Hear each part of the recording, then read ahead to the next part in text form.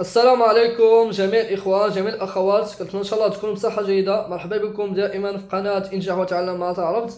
إن شاء الله اليوم غيكون عندنا تحليل للبيتكوين، أي تحليل البيتكوين هذا الأسبوع. قبل إن شاء الله ما نبداو في تحليل البيتكوين، أي واحد باغي ينضم لهذا المجال وباغي إن شاء الله ينضم لهذا المجال، مجال التداول في الأسواق، ما عليه إلا يتواصل معي رقم 0671 21 88 62 أو الرسالة عبر الواتساب في نفس الرقم 06 71 21 88 62.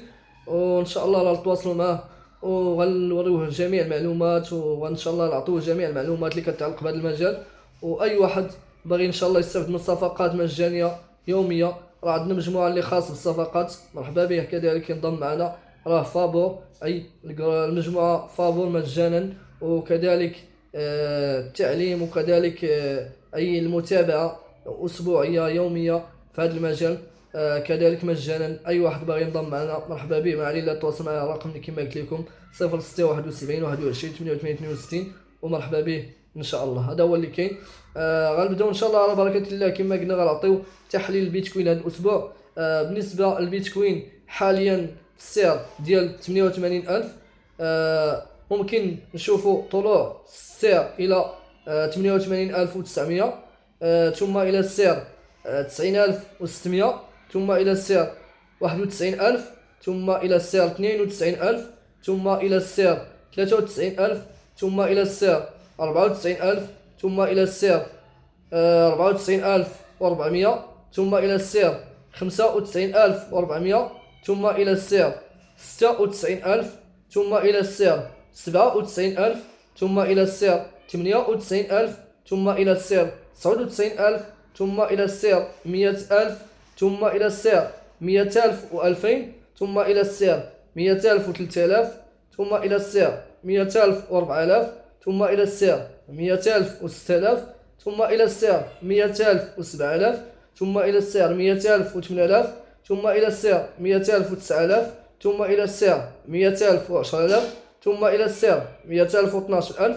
ثم إلى السعر 100,000 و14,000، ثم إلى السعر 100,000 و15,500، ثم إلى السعر 100,000 و17,000، ثم إلى السعر 100,000 و18,500، ثم إلى السعر 100,000 و20,000. أي ممكن نشوفوا البيتكوين في 120,000. إلى ما شفنا هاد المناطق، مناطق طلوعية البيتكوين، ممكن نشوفوا مناطق هبوطية هاد الأسبوع البيتكوين. أول منطقة هبوطية اللي غتكون هي 86,000، ثم إلى السعر 85,500، ثم إلى السعر 85,000، ثم إلى السعر 84,000، ثم إلى السعر 83,200، ثم إلى السعر 83,000، ثم إلى السعر 82,000، ثم إلى السعر 81,500، ثم إلى السعر 81,000، ثم إلى السعر 80,000، ثم إلى السعر 79,000، ثم إلى السعر 78,000، ثم إلى السعر 77,000، ثم إلى السعر 76,000، ثم إلى السعر 75,000، ثم إلى السعر 74,000، ثم إلى السعر 73,200، ثم إلى السعر 73,000، ثم إلى السعر 72,200، ثم إلى السعر 71,000. آخر منطقة ممكن نشوفوا 70,000.